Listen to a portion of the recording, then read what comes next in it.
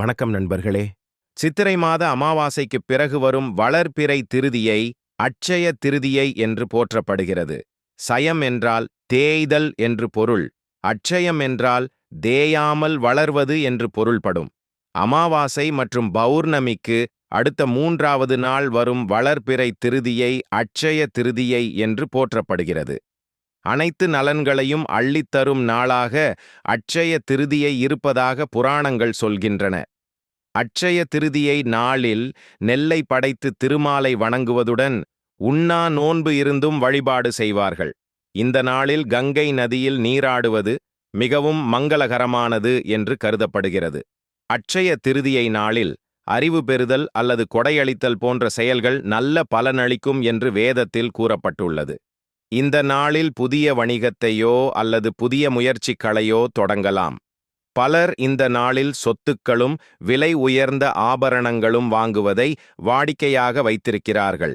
செல்வ வளத்தை பெருக்கும் நாளில் அட்சய திருதியைக்கு முக்கிய பங்கு உண்டு. இந்த நாளில் குண்டுமணி அளவுக்காவது தங்கம் வாங்கினால் செல்வம் பெருகும் என்பது பலரது நம்பிக்கையாக இருக்கிறது. ஆனால் அனைவராலும் அது சாத்தியமாகாது. அப்படிப்பட்டவர்கள் அட்சய திருதியை நாளில் சிறிதளவு உப்பு வாங்கி வீட்டில் வைத்தால் கூட செல்வ வளம் பெருகும். இந்த நாளில் லட்சுமி, குபேரன், சிவசக்தி, அன்னபூரணி, லட்சுமி நாராயணர் ஆகியோரின் படங்களில் ஏதாவது ஒன்றை வீட்டில் வைத்து வழிபட்டு விரதம் இருந்தால் பலன்கள் இரட்டிப்பாகும். அவர்கள் குறைவில்லாத செல்வத்தை அள்ளித் தருவார்கள். இந்த நாளில் செல்வத்திற்கு அதிபதியான குபேரனையும் லட்சுமியையும் வழிபாடு செய்வது சிறப்புக்குவாயது. அன்றைய தினம் குபேர லட்சுமி பூஜையும் நடத்தப்படுகிறது. லட்சுமி உருவப்படத்துடன் குபேரரின் அடையாளமான சுதர்சன குபேர எந்திரமும் வைக்கப்பட்டு வணங்கப்படுகிறது. விரதம் இருக்கும் முறை: அட்சய திருதியை நாள் அன்று அதிகாலை எழுந்து நீராட வேண்டும். பின்னர் இல்லத்து பூஜை அறையில் அரிசி மாவால் கோலம் போட வேண்டும். அந்த கோலத்தின் மீது பலகை வைத்து அதன் மீதும் கோலம் போட வேண்டும். ஒரு சொம்பில் அரிசி, மஞ்சள், நாணயம், சிறிய நகைகளை போட வேண்டும். பின்னர் அந்த சொம்பில் நீர் நிரப்பி அதற்கு சந்தனம், குங்குமம் இட வேண்டும்.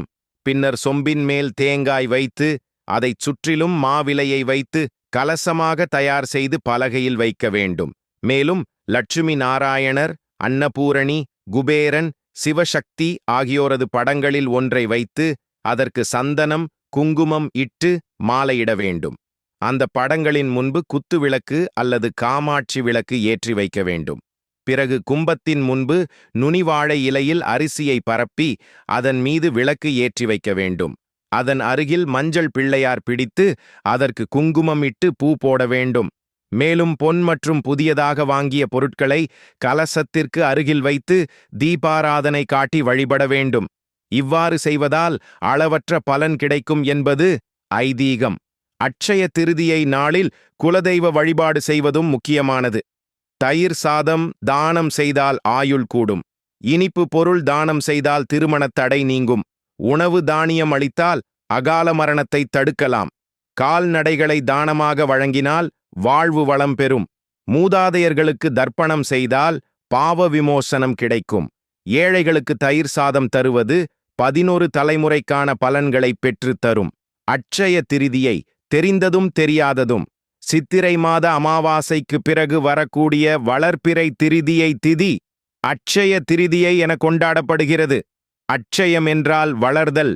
ஆகவே 3ஆம் பிறை நாளான வளர்பிறை திருதியை திதியில் எந்த சுப காரியம் செய்தாலும் அது வளர்ச்சியடையும் என்றே அட்சய திருதியை தினம் கொண்டாடப்படுகிறது.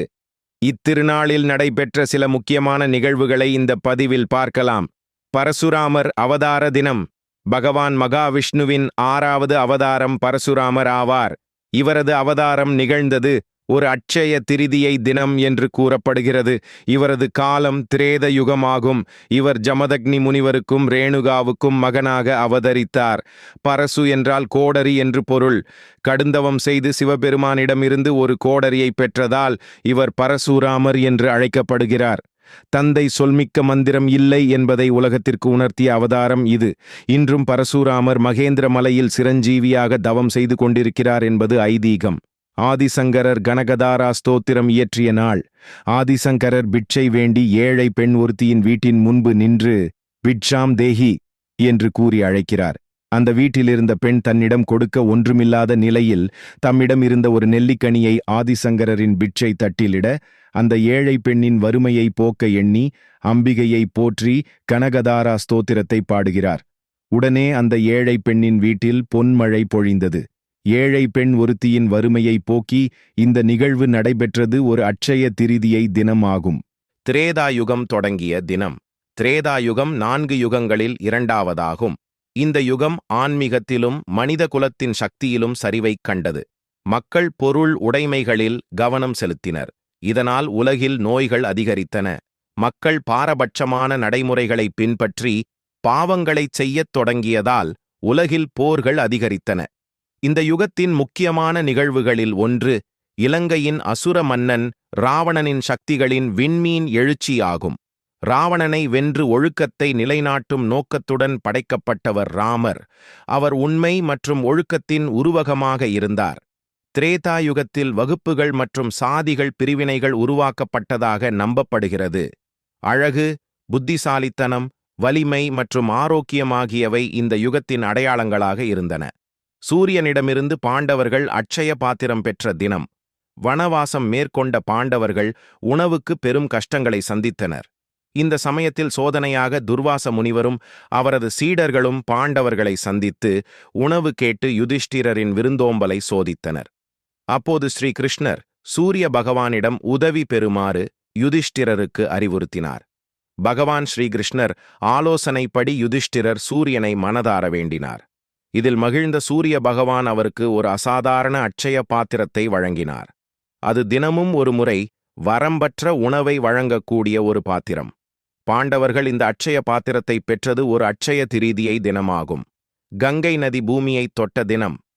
பகீரத பிரயத்தனம் என்று கேள்விப்பட்டிருப்பீர்கள். தனது முன்னோர்கள் 60,000 பேர் நரகத்தில் ஊழல்வதை தாங்கிக் கொள்ள முடியாத திலீபனின் மகன் பகீரதன் குலகுரு வசிஷ்டரின் ஆலோசனைப்படி பிரம்மாவை நோக்கி தவமியற்றினான். அவனது தவத்தை மெச்சிய பிரம்மா ஈசனின் ஜடா முடியில் வாசம் செய்யும் கங்கா தேவி அந்த 60,000 பேரின் சாம்பலின் மீது பாய்ந்தால் அவர்கள் அனைவரும் மோட்சம் பெறுவர் என்று கூறுகிறார். அதன்படி சிவனை நோக்கி தவமிருந்த பகீரதனின் பல்வேறு முயற்சிகளுக்கு பிறகு ஈசனின் ஜடா முடியிலிருந்து பூமிக்கு இறங்கி வந்து பகீரதனின் முன்னோர்கள் 60,000 பேர் சாம்பலின் மீது பாய்ந்து அவர்களுக்கு மோட்சம் பெற்று தருகிறாள். இப்படி கங்காதேவி பூமிக்கு இறங்கி வந்த நாள் ஒரு அட்சய திரிதியை தினமாகும். குபேரன் இழந்த செல்வங்களை மீட்ட நாள். அழகாபுரியின் மன்னன் ஸ்ரீ குபேர பகவான் ஒரு சமயம் இவன் செய்த பாவத்தின் காரணமாக தனது அனைத்து செல்வங்களையும் இழந்து தவித்தான். இழந்த செல்வங்களை திரும்ப பெற வேண்டி குபேரன் சிவபெருமானை நோக்கி தவமிருந்து வழிபட்டான். அவனது வழிபாட்டில் மகிழ்ந்த சிவபெருமான் குபேரனை வடதிசைக்கு அதிபதியாக்கி சங்கநிதி, பதுமநிதி, கச்சநிதி, கற்பநிதி, நந்தநிதி, நீலநிதி, மகாநிதி, முகுந்தநிதி, மகாபத்மநிதி என்னும் நவநிதிகளையும் அளித்து அழகாபுரி என்னும் குபேரபுரியை ஆளும்படி அருள்பாலித்தார். இப்படி குபேரன் தம் இழந்த செல்வங்கள் அனைத்தையும் திரும்பப் பெற்றது ஒரு அட்சய திரிதியை தினம் என்று கூறப்படுகிறது. ஸ்ரீ கிருஷ்ண பகவானை குசேலர் சந்தித்த தினம். கிருஷ்ணரும் குசேலரும் பால்ய நண்பர்கள். கால ஓட்டத்தில் ஸ்ரீகிருஷ்ணன் மன்னனானார். குசேலர் வறுமையில் வாடினார். ஒரு சமயம் ஸ்ரீ கிருஷ்ணரை காணச் சென்ற குசேலர் வெறுங்கையுடன் செல்லாமல் வீட்டிலிருந்த ஒரு பிடி அரிசியை அவலாக்கி அதனை சுத்தமான துணியில் கட்டிக்கொண்டு சென்றார். ஆர்வமாய் கிருஷ்ணர் அதனை பெற்றுக்கொண்டு அவளை வாயிலிடும்போது அக்ஷே என்றார். வறுமையில் வாடிய குசேலரின் வீட்டில் செல்வம் பெருகியது. நண்பனிடம் விடை பெற்று தனது இல்லம் திரும்பிய குசேலர் அங்கே தனது இல்லத்தை காணாது தேடினார். அது மாளிகையாக மாறிவிட்டிருந்தது.